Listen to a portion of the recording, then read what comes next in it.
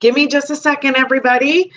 Okay, it says I'm now live. Okay, so everybody, I'm trying something new here, so bear with me, a little bit of technical issues, but we will make it work, okay?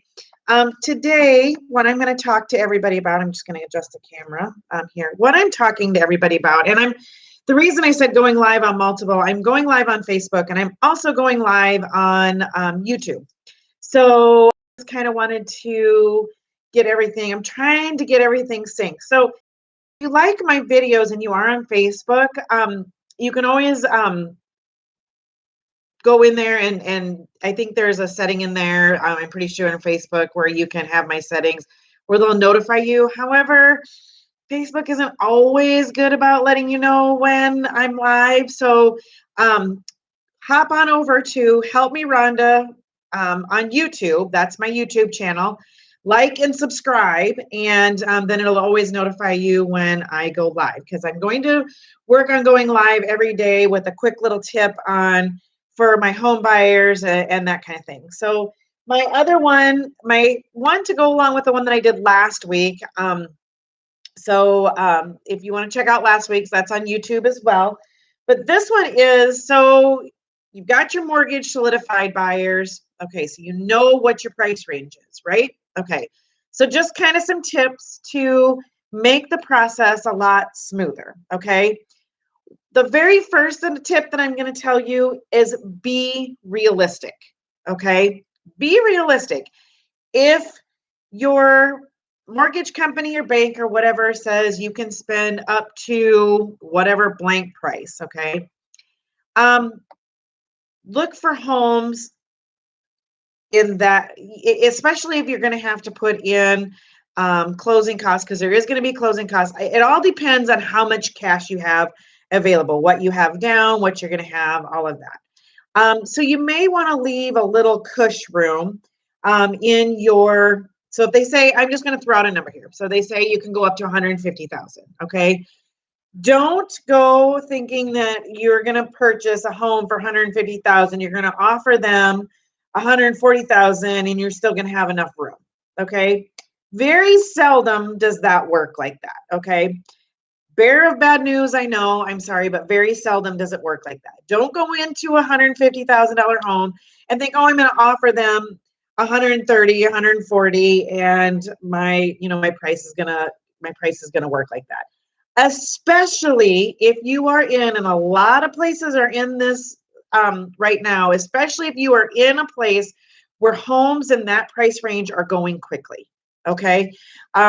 That's probably not going to happen. If they have multiple offers, you need to be prepared to bring your best foot forward. So if the bank is telling you, or the bank or the mortgage company is telling you top side 150, bottom side X, that kind of thing. A lot of times they'll just say up to is what they'll say.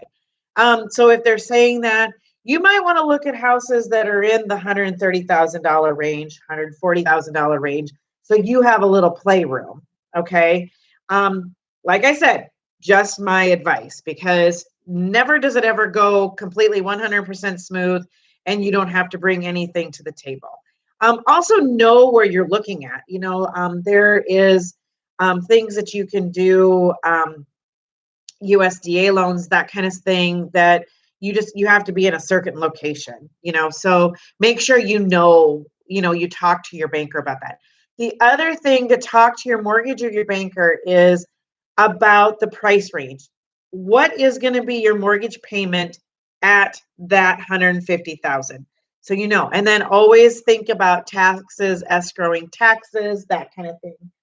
So be realistic to your area and know what things are selling for in your area. If it's a hot market, you probably aren't going to be able to come in and say, okay, well, they're asking 150, but they have, I think somebody said just the other day, they put a house on the market. They had 80 showings and like 8 offers within, I think, like a 24 or 48 hour period.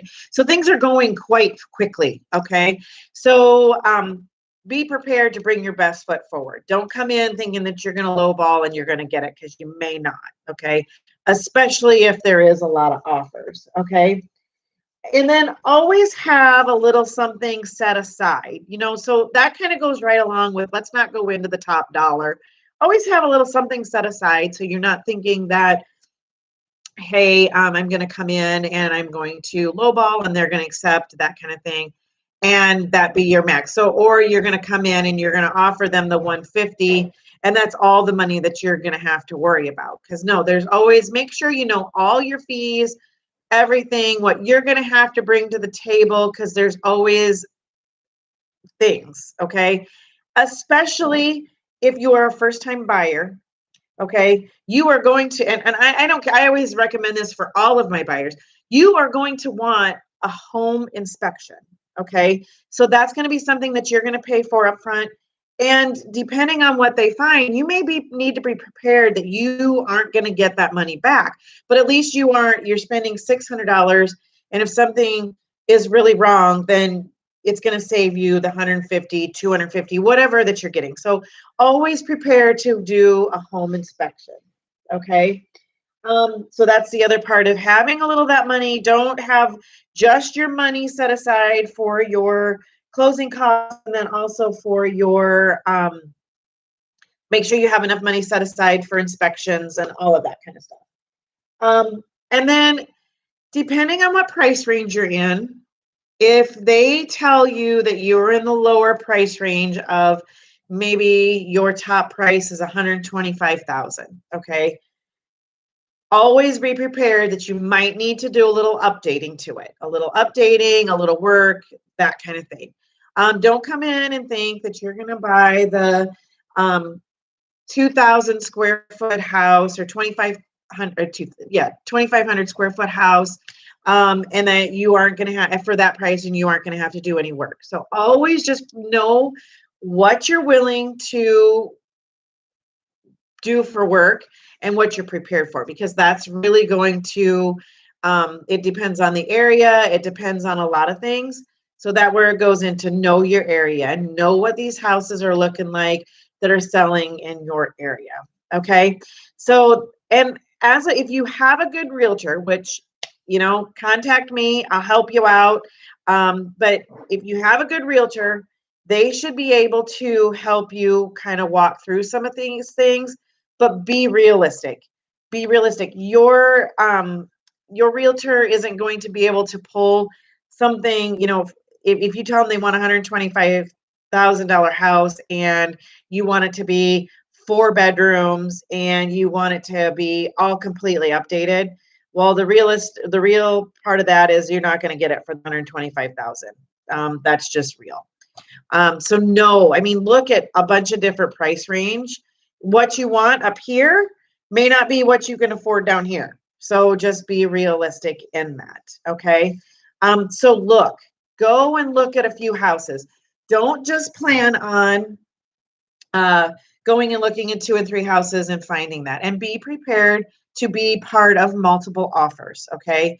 You can't be so invested in these that this is the only house that you're willing to put an offer on, especially in this market right now. There's not a lot of inventory currently. Where in my area, there's not currently a lot of inventory. There's more buyers than there are inventory currently, and I think that's with a lot of places and a lot of areas, is that the inventory is lower than the amount of buyers that they have. So just be prepared.